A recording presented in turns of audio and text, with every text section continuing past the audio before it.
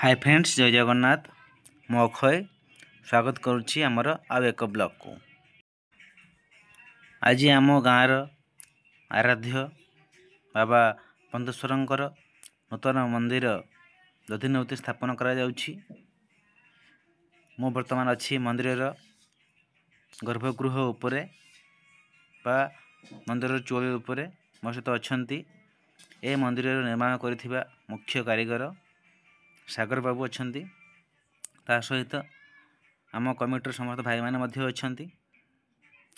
आजिर कार्यक्रम सारा दिन कौन सब हम देखे बापा मान शेष पर्यंत देखु।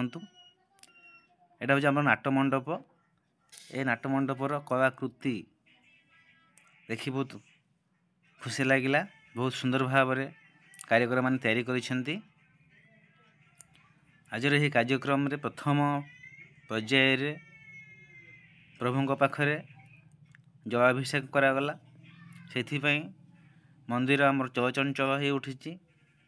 देखंतु मंदिर सौंदर्य केमती बाहर को देखा जाउछि। प्रथमे आमे आमर गाँव रे बही जाइथिबा सुवर्णरेखा नदी जाइथिलु।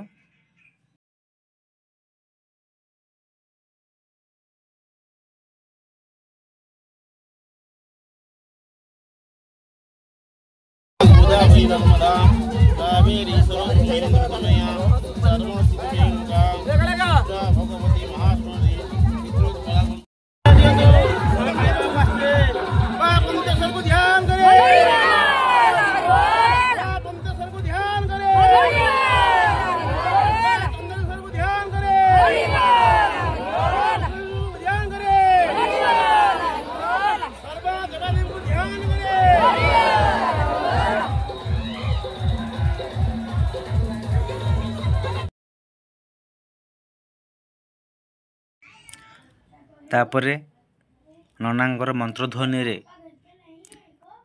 पूरा नदी कूल प्रकंपित होता एवं भगवान को शिव को आराधना करी समस्त श्रद्धा भक्त माने पानी बुड़वा आरंभ कले। एवं पानी बुड़ी सारा प्रोसेसन रे आमे मंदिर निकट पहुँचलु। देखंतु आमर भाई माने केमते सब डांस करुचंती, माँ माने मध्य आसुचंती। आम गाँव जो डगरा हाट बोली कह जाए जो घाट, से घाट रू आम पानी बुड़िलु। तापर आमर जो पोता गड़िया एवं कटिगुमटी छक सेपटे आमर शोभा यात्रा बाहरी थिला। देखो यहाँ हूँ कटिगुमटी छक बोली कह जाए। आम गाँव सब बड़ छक, समस्ते छक उपर निर्भर करती। बर्तमान शोभा यात्रा छक पाखरे पहुँची जाइछि।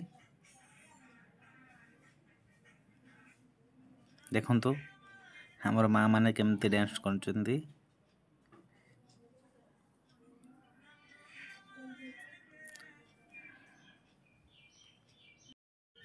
बाबा पंतेश्वर होउछंती आम डगरा ग्रामर आराध्य देव। प्रतिटी पूजा पर्व कर्म समस्ते प्रथमे तांको ही आराधना करिथांती एवं प्रभु सदा सर्वदा आम गाँव उपरे तांकर आशीर्वाद वर्षा करुछंती। प्रभु पंतेश्वरंकर अनेक जाहिरा अच्छी बोली आम गाँव तार विश्वास रही एवं नजर रही। से प्रभुंक पाखरे हजार हजार भक्त श्रद्धा भक्तिर सहकारे ससम्मान रे पानी भार नहीं आसी जलाभिषेक करथिले।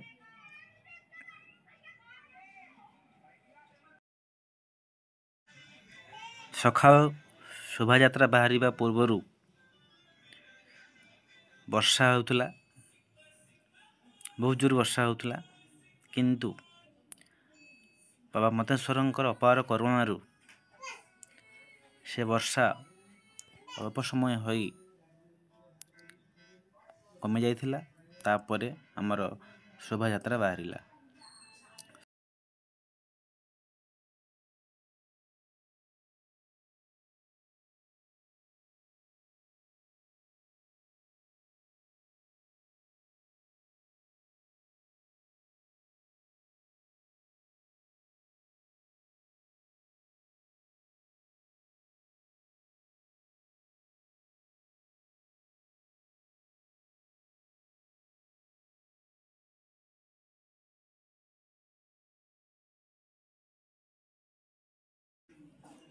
ଏପଟରେ ଶୋଭାଯାତ୍ରା ଚାଲିଥାଏ ଏବଂ ମନ୍ଦିର ପାଖରେ ନନାମାନେ ମଧ୍ୟ ସଂକଳ୍ପ କାର୍ଯ୍ୟ ଆରମ୍ଭ କରିଥିଲେ। ଯେଉଁ କର୍ତ୍ତା ବସିଛନ୍ତି ସେମାନଙ୍କ ସହଯୋଗରେ ଏ ମନ୍ଦିରଟି ଆଜି ଗଢ଼ି ଉଠିଛି।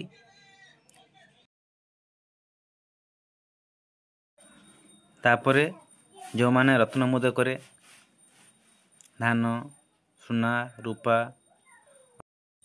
ଏବଂ ଟଙ୍କା ଦାନ କରିବେ ସେମାନେ ତାଙ୍କର ରେଜିଷ୍ଟ୍ରେସନ୍ ଆରମ୍ଭ କରିଦେଇଥିଲେ।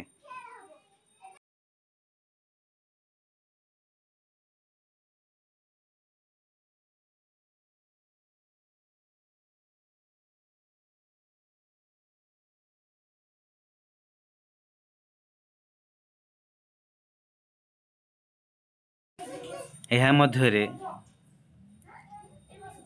ପାଣି ଭାର ମନ୍ଦିର ନିକଟରେ ପହଞ୍ଚି ଯାଇଥିଲା ଏବଂ ସମସ୍ତେ ମନ୍ଦିର ପରିକ୍ରମା ସାରି ପ୍ରଭୁଙ୍କୁ ଜୟ ଲାଗି କଲେ।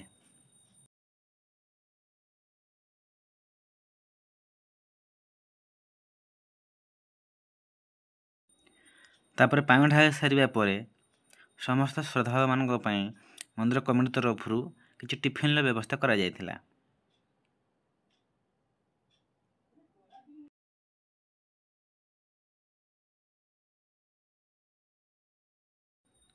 ତାପରେ ଗ୍ରାମର ସମସ୍ତ ଗ୍ରାମବାସୀମାନେ ଧାନ ଆଣିବା ଆରମ୍ଭ କରିଦେଲେ।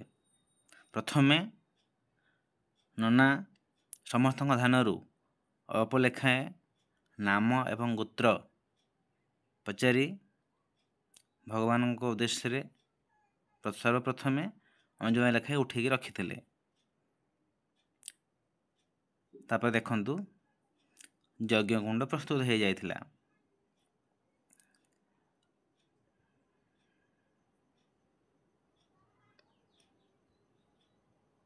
ଦେଖନ୍ତୁ କେତେ ସୁନ୍ଦର କରାଯାଇଛି ଏହି ଯଜ୍ଞ କୁଣ୍ଡଟି।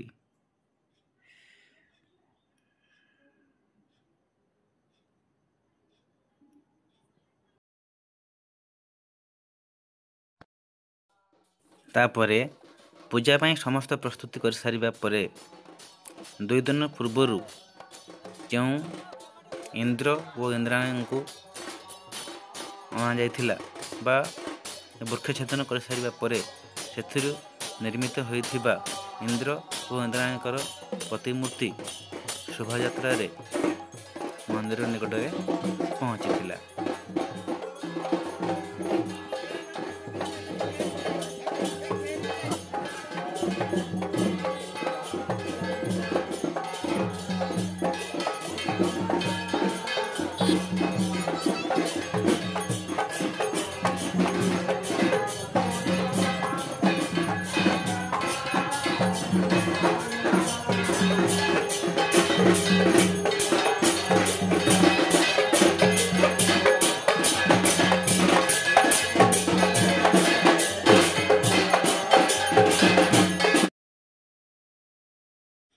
ତାପରେ ସେହି ପ୍ରତିମୂର୍ତ୍ତି ପହଞ୍ଚିବା ପରେ ପୂଜା କାମ ଆରମ୍ଭ ହୋଇଗଲା ଏବଂ ଯଜ୍ଞ ମଧ୍ୟ ଆରମ୍ଭ ହୋଇଗଲା। ତାପରେ ବ୍ରାହ୍ମଣମାନଙ୍କର ବେଦ ଓ ମନ୍ତ୍ର ଧ୍ୱନିରେ ବେଶ ଉତ୍ସବ ମୁଖରିତ ହୋଇ ଉଠିଥିଲା ମନ୍ଦିର ପରିସର। ଏହାରି ମଧ୍ୟରେ ଗ୍ରାମବାସୀମାନେ ଆଗ୍ରହର ସହିତ ଧାନ ନେଇ ମନ୍ଦିର ନିକଟରେ ପହଞ୍ଚି ଯାଇଥିଲେ। ଦେଖନ୍ତୁ କେତେ ବଡ଼ ଧାନ କାଣ୍ଡି, ଏମିତି ସବୁ ଲାଇନରେ ଛିଡ଼ା ହେଇଛନ୍ତି ସବୁ ଧାନ ଦାନ କରିବା ପାଇଁ। ଏପଟରେ କମିଟି ନିକଟରେ ମା ମାନେ ମଧ୍ୟ ସୁନା ରୂପା ଅଳଙ୍କାର ବେଲପତ୍ର ତ୍ରିଶୂଳ ଦାନ କରିବାକୁ ଲାଗିଲେ।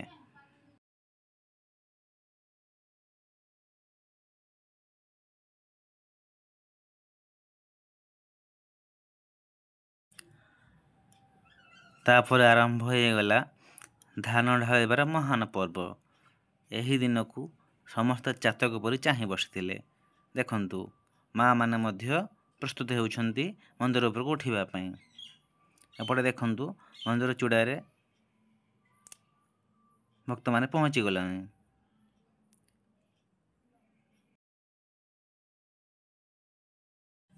ତାପରେ ଆମର ପ୍ରସାଦ ସେବନ ଆରମ୍ଭ ହୋଇଗଲା।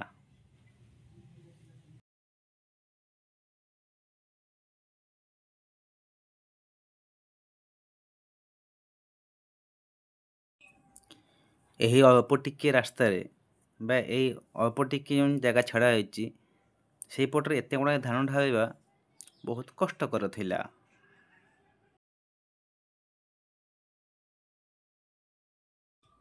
ତଥାପି ଆମେ ନିଜକୁ ଭଗବାନଙ୍କ ଠାରେ ସମର୍ପଣର ଭାବ ନେଇ ଏ କାର୍ଯ୍ୟ ଆଗେଇ ନେଇଥିଲୁ।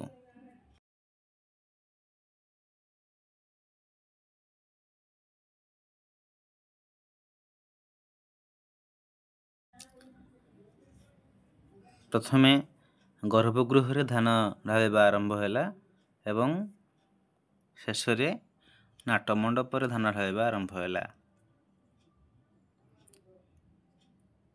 ପ୍ରତ୍ୟେକ ଭକ୍ତ ଏବଂ ଶ୍ରଦ୍ଧାଳୁ ଏହି ବାଉଁଶ ସିଡ଼ି ମାଧ୍ୟମରେ ମୁଣ୍ଡରେ ମୁଣ୍ଡେଇ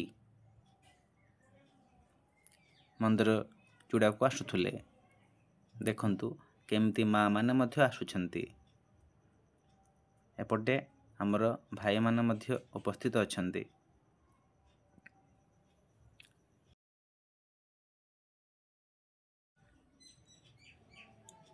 ଅନେକ ବର୍ଷ ଆଗରୁ ଆମର ଗ୍ରାମବାସୀମାନେ ଏହି ଦିନଟିକୁ ଚାହିଁ ବସିଥିଲେ।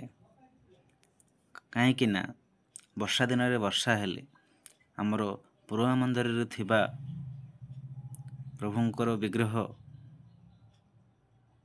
ପାଣିରେ ବୁଡ଼ିଯାଏ। ତେଣୁ ସମସ୍ତେ ଆମେ ଦୁଃଖିତ ଥିଲୁ କେମିତି ଆମେ ଏ ସମସ୍ୟାର ସମାଧାନ କରିବୁ। ଏବଂ ଏହି ସମୟ ଭିତରେ ଆମର ଗ୍ରାମର କିଛି ବ୍ୟକ୍ତିବିଶେଷ ସ୍ୱଚ୍ଛାକୃତ ଭାବରେ ଆଗେଇ ଆସିଲେ ମନ୍ଦିର ନିର୍ମାଣ କରିବା ପାଇଁ ଏବଂ ସେମାନଙ୍କର ସହଯୋଗ ଏବଂ ଗ୍ରାମବାସୀମାନଙ୍କର ସହଯୋଗରେ ଆଜି ଏତେ ବଡ଼ ବିଶାଳ ମନ୍ଦିରଟିଏ ନିର୍ମାଣ ହୋଇପାରିଛି।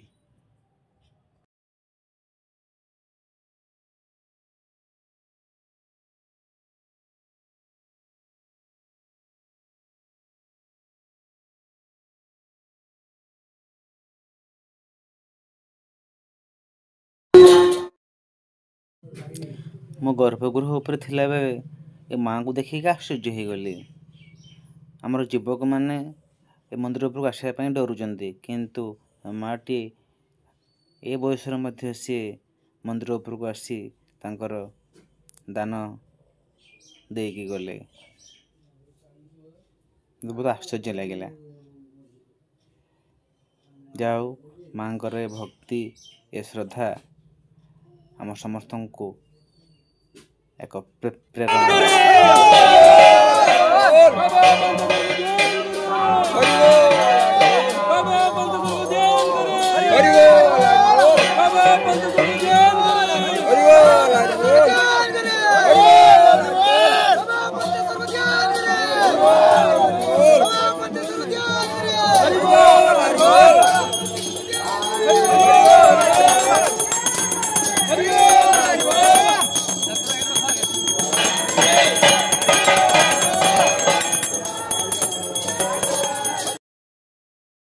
ତାପରେ इंद्र और इंद्राणी प्रतिमूर्ति को मंदिर उपरକୁ अणागला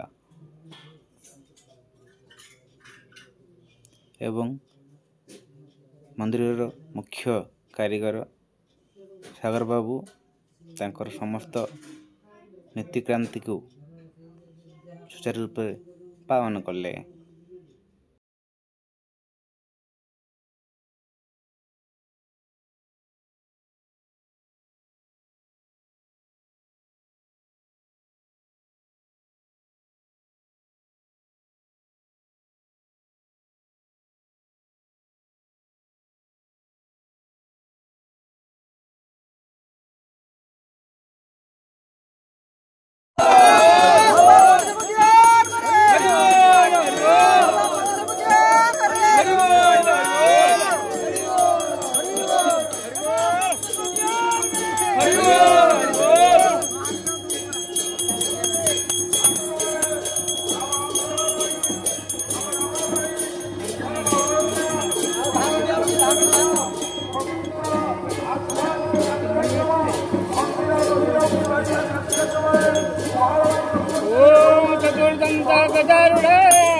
पाणी पुरंदर सतीपति तथा सत्य नारायण भूषिता इंद्रस्तो महादित्य गर्भदीपो दीपो वज्रस्त महाबाहु तस्मरित्य नमो नमो ओ इंद्राणी गौरी सदृश नारायण भूषिता देवी इंद्राणी नमस्ते।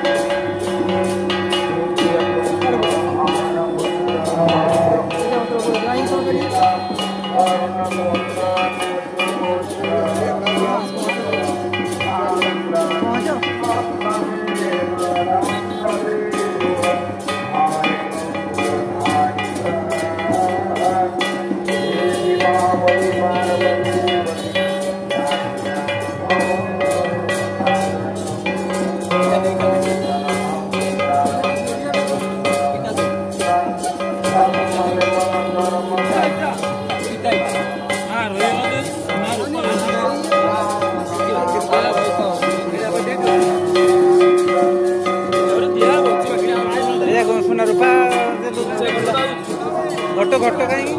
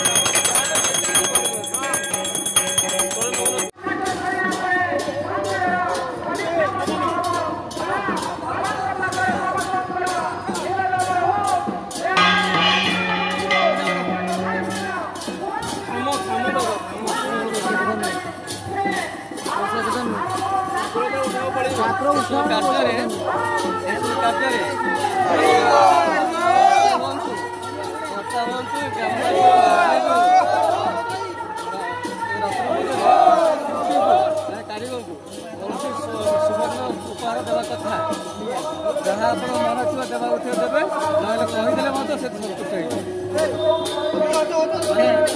सुवर्णर ये देवा कथा कहीदे संतुष्ट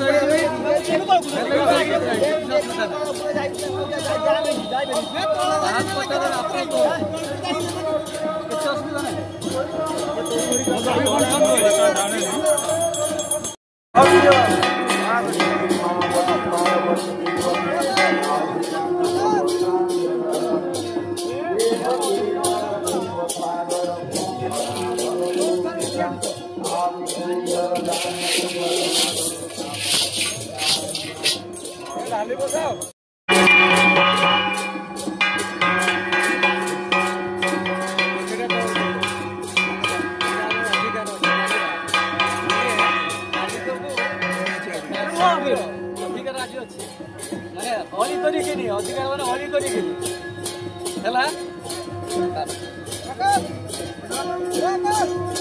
बाप पंडित को ध्यान करे बाप पंडित को ध्यान करे बाप पंडित को ध्यान करे